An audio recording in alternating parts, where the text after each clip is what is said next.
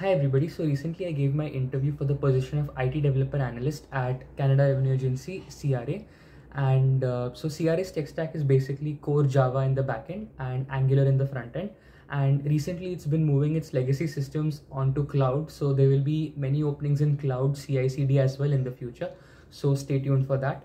And so today I'll share my interview experience with CRA and what questions they asked me and how was the whole procedure. So let's get started.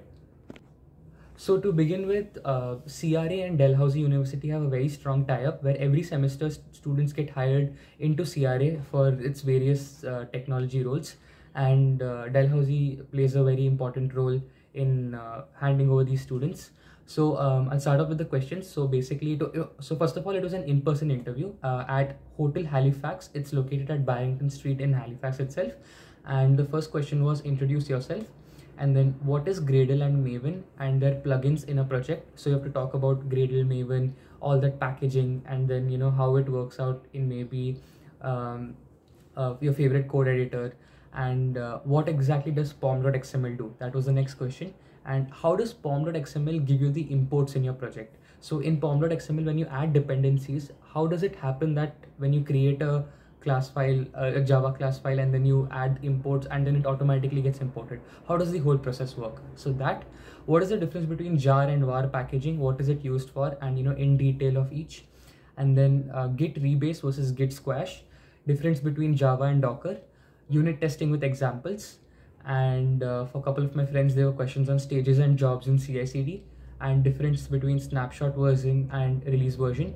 And for the managerial side, the questions are, where do you see yourself in 5 years, and what are your future plans in Canada? So future plans in Canada, because what Canada Revenue Agency mostly does is it tries to convert its interns to full-time, and to converting to full-time they will need information on whether the student would be in Canada for the near future. So that's what that question is for. So more such questions will come up. Stay tuned. Thank you. Also, lastly, I would like to add on to saying that as I had mentioned before, the tech stack for CRA is mostly Angular and Java. So make sure to mention keywords of Java, and that's how you'll most likely land an internship with CRA. And if you're good with Angular, then that's a very good plus point as well. So please add that as well in your resume, and then sure shot you'll get the interview for the position of IT Developer Analyst at CRA. And one last thing, so what CRA usually does is it says that in your cover letter, please mention your preferences of tech stack. So you will definitely get an interview if you mention Java as your first priority. So first, second, or third for that matter, but please do mention Java in your priority list in the cover letter for the tech stack that you want to work on when you get an internship opportunity over there. So thank you.